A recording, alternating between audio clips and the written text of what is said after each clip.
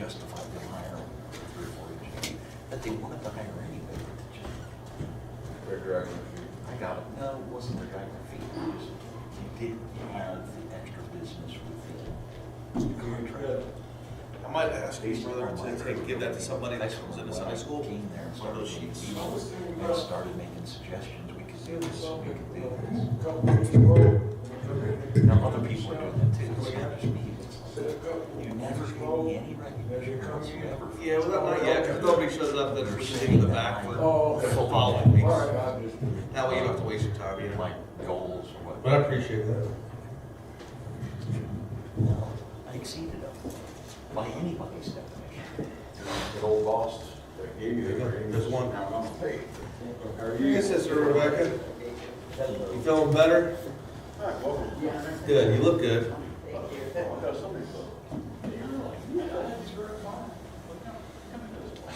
Well, sorry about the late start. Yeah. Sorry about the late start. We are going through the book of Colossians, but I think it's important that before we go through the book of Colossians, it's good to know the history of Colossians. So the title of this lesson is Introduction and History of the Book of Colossians. Pretty deep, right? Who was the pastor at Colossae, and why does it matter? Who was the pastor at Colossae, and why does it matter? You know, if we don't know where we start, we don't know where we'll end up. Imagine 1,000 years from now, they speak about our church, about how faithful or faithless we were, yet had no context of the situation. It's an incomplete story, and when it happens, reality can be easily skewed and shifted.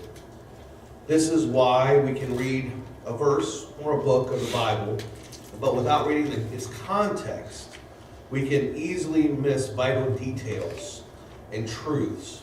So before we go through Colossians, we'll take a little background, and it'll help us with our understanding of what was going on there. John Gill says this: Colossae was said to have perished a very little time after writing of this epistle, with the above cities by an earthquake in the year of 66 AD, and in the 10th year of Nero, though it was afterwards rebuilt. Theophylact said that in his time it was called Chone, when the gospel was brought hither, and by whom is not known, nor who was the founder of the church in this place.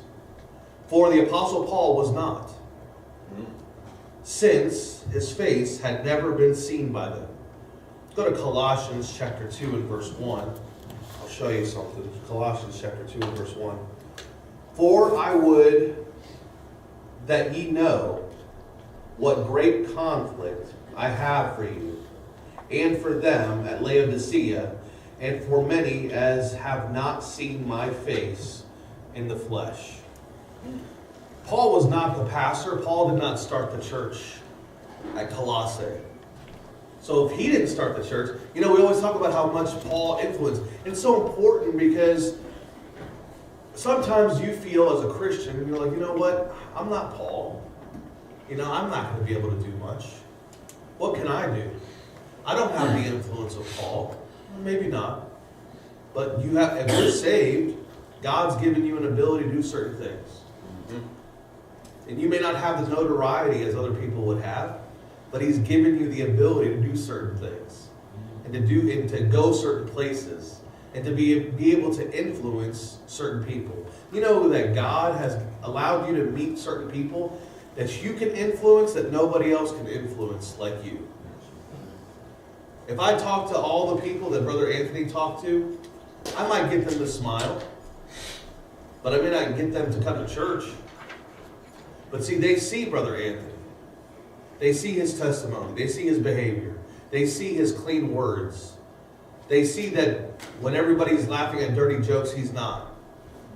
They see those things. You have a huge impact on those around you.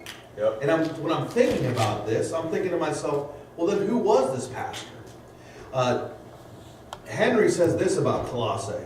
It was a considerable city in Phrygia, in modern-day Turkey.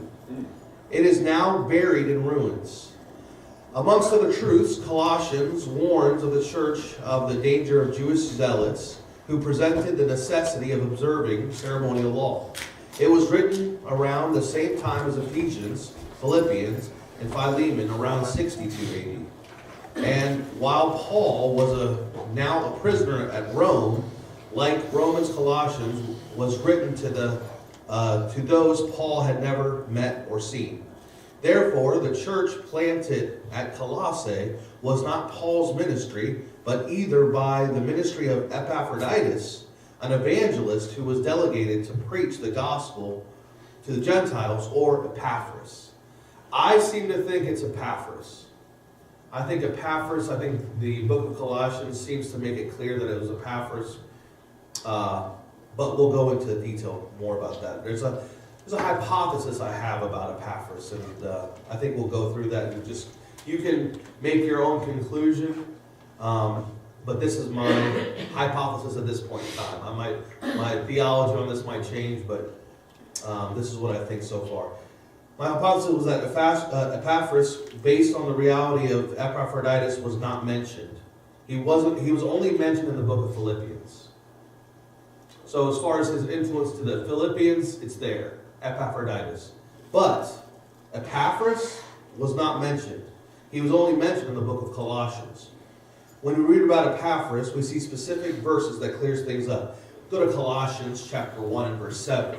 Colossians chapter 1 and verse 7, it says this: "As ye also learned of Epaphras, our dear fellow servant, who is for you a faithful minister to Christ." So that said, there's a possibility that Epaphras took over the church that Epaphroditus planted, which is it's assumptive and speculative at best. But based on, go to Philippians, a couple pages back, go to Philippians chapter 2 verse 25. Philippians chapter 2 and verse 25, we see some more clarity. Philippians chapter 2 and verse 25.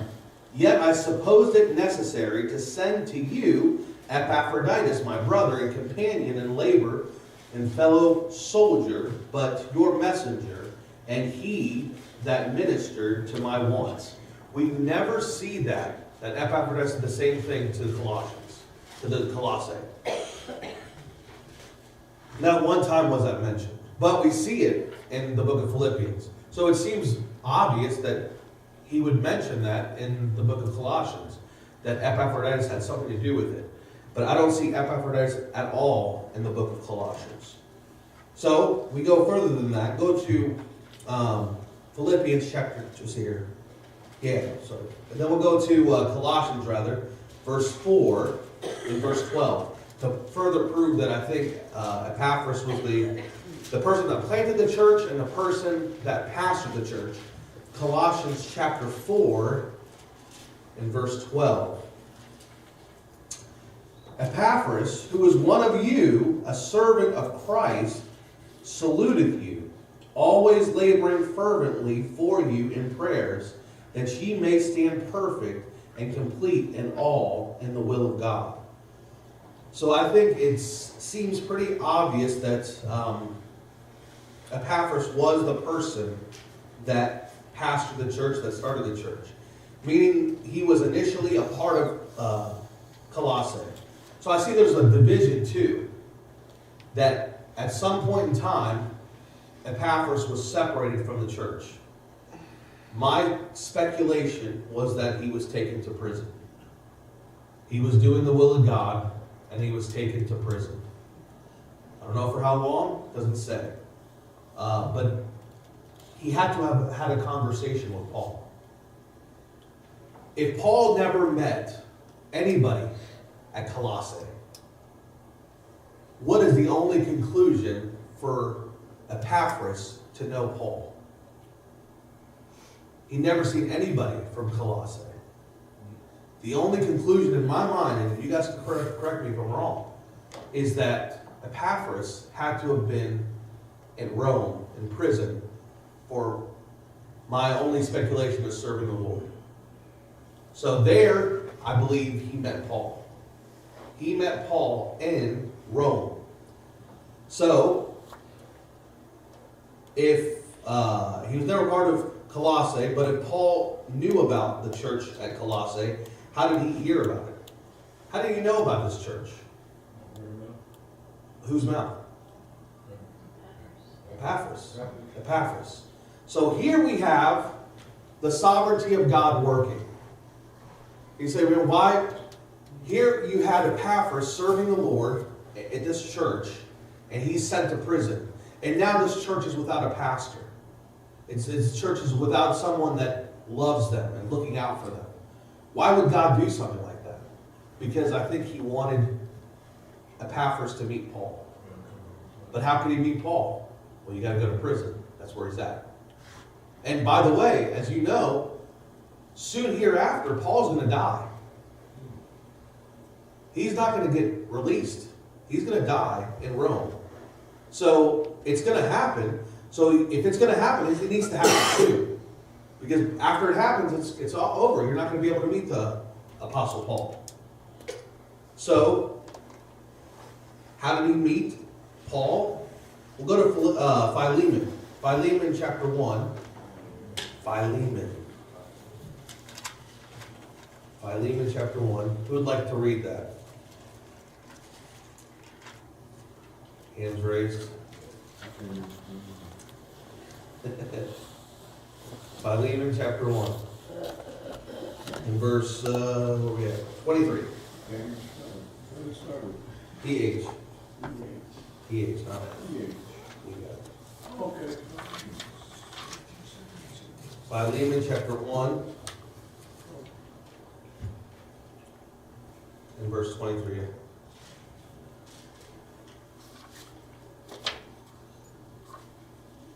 There saluted thee Epaphras, my fellow prisoner in Christ Jesus. I was waiting for you. I wasn't sure if you were going to find it there, so I'll go ahead and read it. Chapter 1, verse 23. There salute thee, Epaphras, my fellow prisoner in Christ Jesus. So, I don't just look at that as he's a fellow prisoner outside of prison. I think he was a fellow prisoner outside of prison and poetically inside prison. Not just spiritual bonds, but physical bonds. So he's meeting, I think, this is speculation, but it seems pretty obvious that he's meeting Paul in prison. And that's why I suggest and I assume that he is doing it for the service of the Lord. He's not there for tax evasion. He's not there because he's defrauding someone or murdering or hurting somebody. He's there because he's a fellow prisoner of the Lord. How is he a fellow prisoner of the Lord? Doing something that got him into prison for serving the Lord. So he's there doing the work of the Lord, and he's a fellow prisoner. Interesting. I believe the sovereign Lord did not only have Paul in prison for his good pleasure, but there he also placed Epaphras, the pastor of Colossae, there to encourage him to receive a letter from the one and only Paul. But I'm without. Why am I missing? But I'm without. Why am I missing this? Why is this not happening in my life? I'm very frustrated at you, God. Why are you doing this to me? Well, there's a reason he's doing it for you. He's not doing it to you, he's doing it for you.